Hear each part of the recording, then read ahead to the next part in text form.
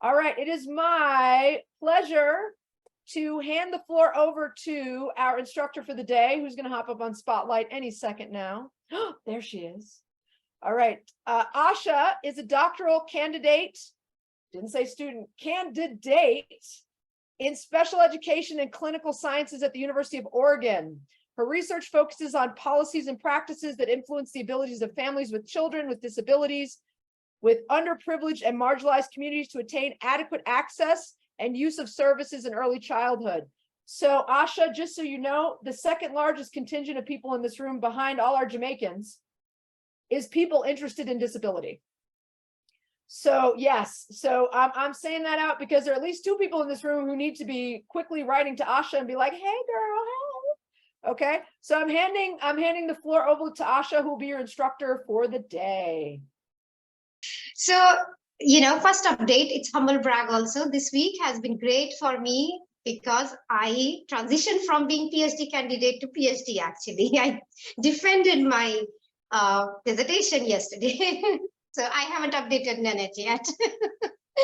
Yeah, so as Nanette said, I have done PhD in special education and clinical sciences, and throughout my career, I've been working for almost like 2 decades, children with special needs, especially with birth to 5-year-old or birth to 8-year-old, and I work with children and their families. So if anybody is interested here to talk more about it, I would be happy to. So today, getting back to our activity today, it is about mass collaboration, machine learning, and you are expected to do some predictive analytics with the data set that you have been suggested to download. So I would assume that most of you were successful in getting the data set and also running the R script. If you're not, do not worry, you will get time and I will go through those things once again. But I hope you have already read about Fragile Families Challenge or about Fragile Families data set.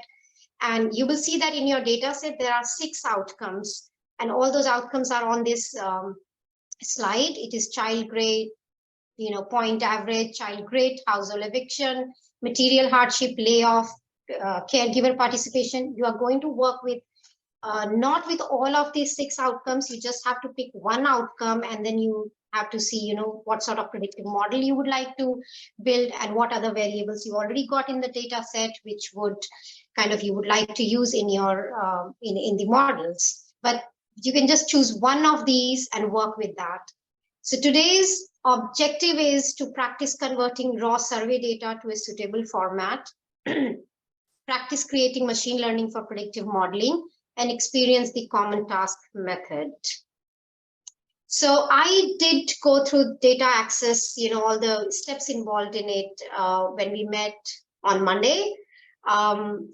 And like I mentioned that this data set is, sorry, excuse me, my throat is not too good today. So Princeton University is kind of managing this data set, and they are the ones who have collected this data set over, now it's like 22 years, but in this challenge we got, I think, 9 years data set, and then we are doing the predictive model for 15 years. But I did read that they also got 22nd year of data set, which is huge work. Briefly, Nanette and Dr. A both mentioned about, about data assurance or about ethical considerations in this, especially when we are working with human subjects in our research work. There are certain things that we definitely have to consider and develop deeper understanding of, that this data set is, or it is not just this, but any data set is not just numbers, it is story of people behind those, and we have to be respectful. And I also want to say that, especially like many of you are working with, people with disabilities. So any other vulnerable population, many times they do not understand, or they might not understand the nuances when they get involved into research. So as a researcher, it is our responsibility that we protect their rights, their information, their confidentiality, all of that. So in a little bit go about this research, why research ethics matter. So I don't know, like how many of you have dealt with first-hand data collection versus working with secondary data?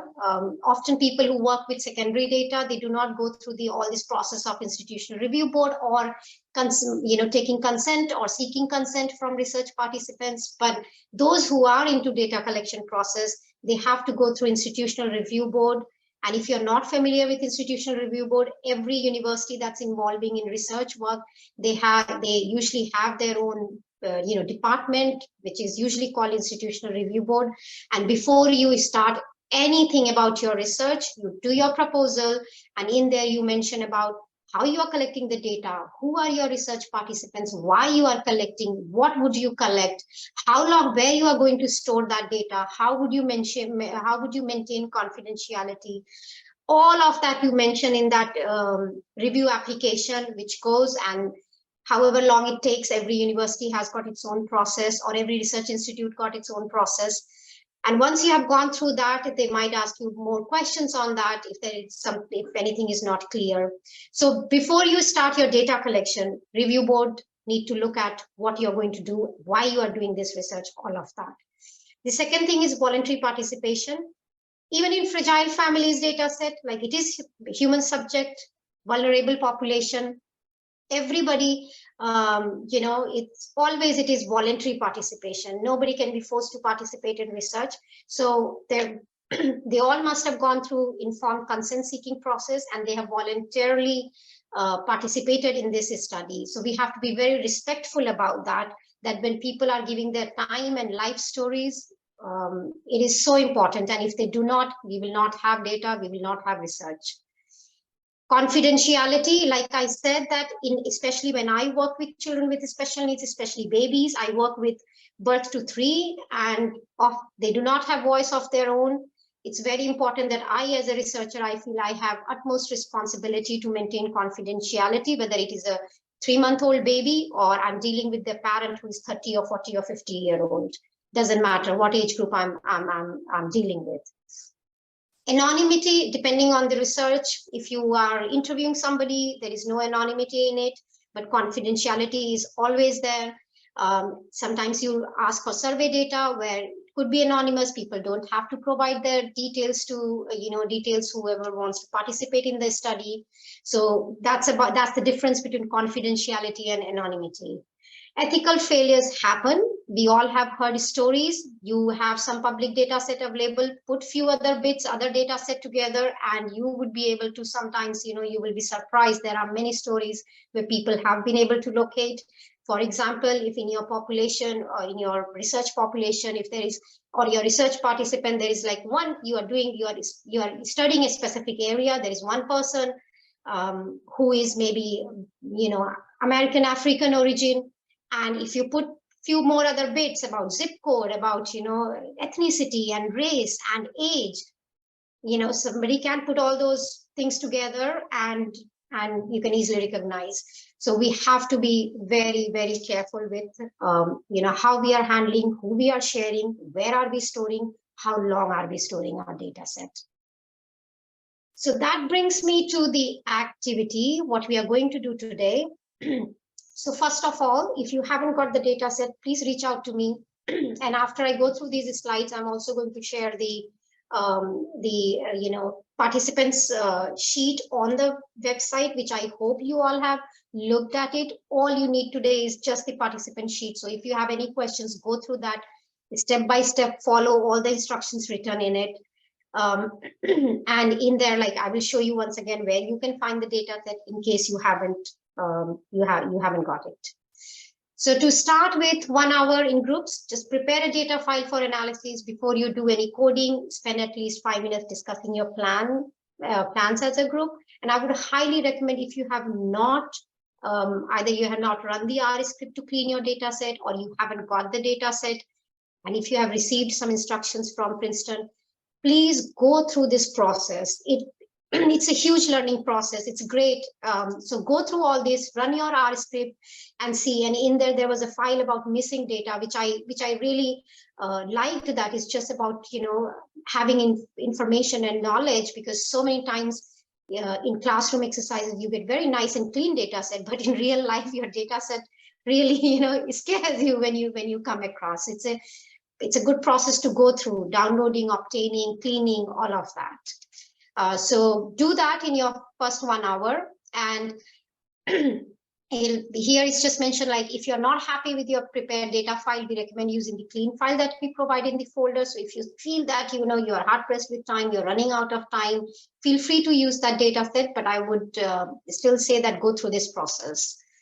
1 hour, 40 minutes in groups, build predictive models and submit to the submission site. So you don't need my slides. You have all of this information in the participant sheet. You have submission site link on it. So when you are ready with the predictive model, I'll go through that, and once again I'll show you in your participant sheet. And before you do any coding, spend at least 5 minutes discussing your plans as a group. And one tip here, very important: do not expect to try many different sophisticated models in the time available.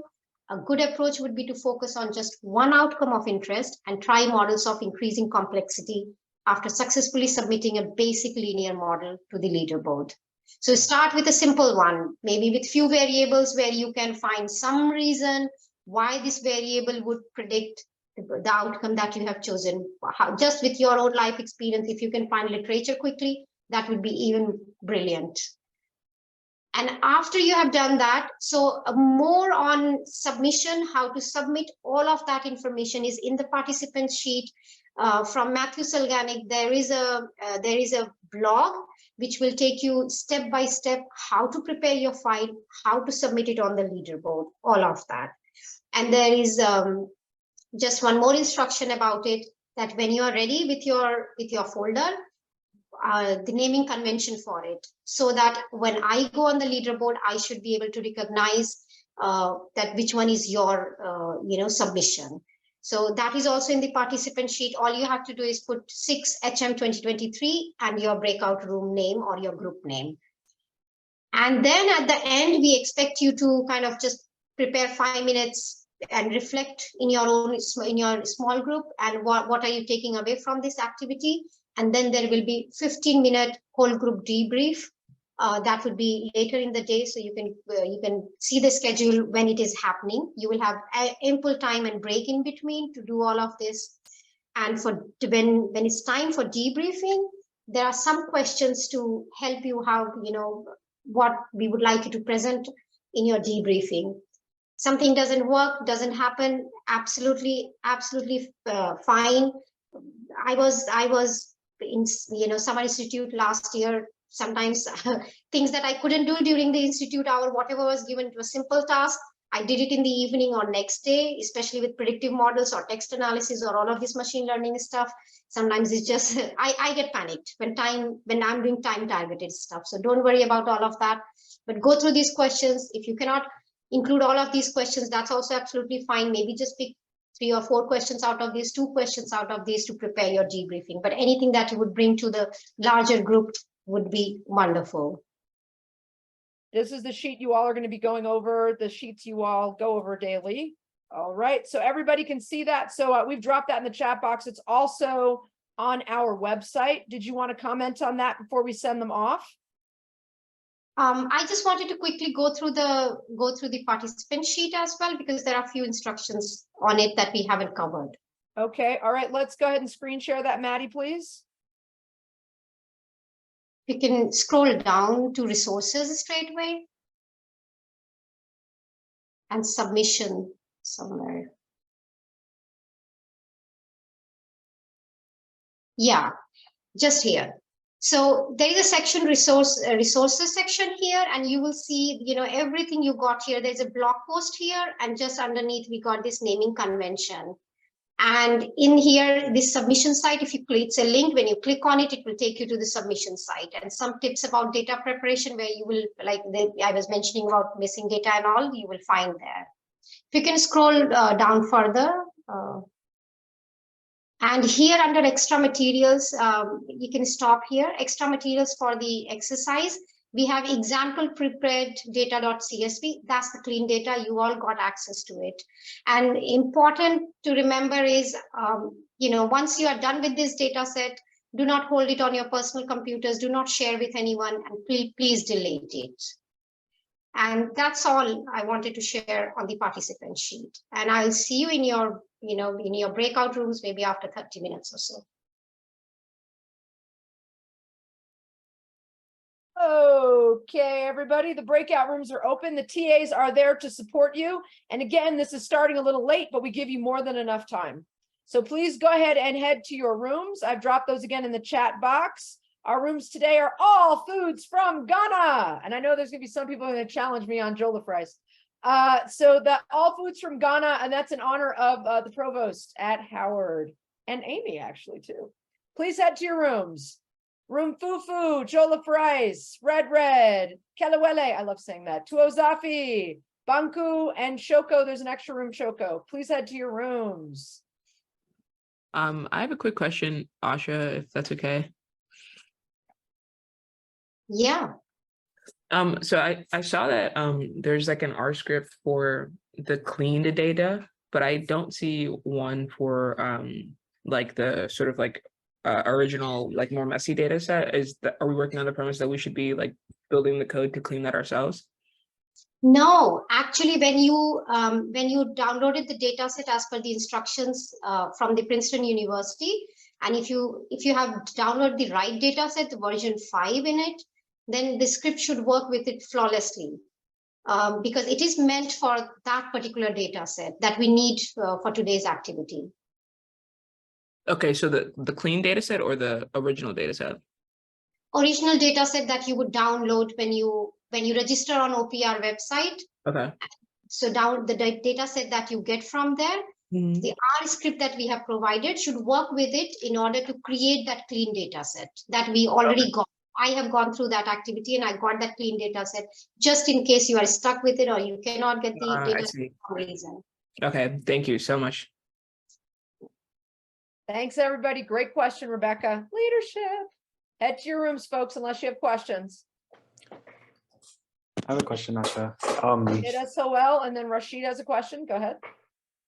If we're still pending, how long does it take for the acceptance of our request for the data?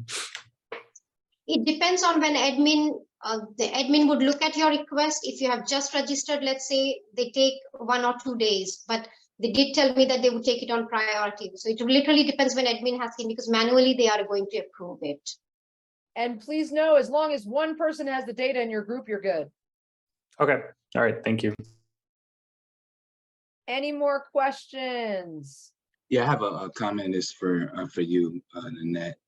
So on Fridays, Muslims have Friday prayer services, and men are obligated to go. I put this in the application, so just trying to figure out with my group what I can participate in. But I'm gonna be gone as soon as this West Coast afternoon. Thank you for letting us know. I appreciate it. And if I can be helpful, please let me know. Okay. Okay. Yeah. I mean, I'm gonna tell my group, and I'm gonna be gone. But I just wanted to, share a reminder, and then also just prepare however I can. And we should definitely plan for next Friday, because our final presentations are on Friday next week. So maybe you'll want to talk to your group and maybe pre-record your part, or figure out a way creatively to make sure you're involved. Understood. Happy to make modifications. Thank you for reminding us. Thank you all for watching. For more information on SICSS-Howard Mathematica, visit our website, follow us on social media, and join our email list.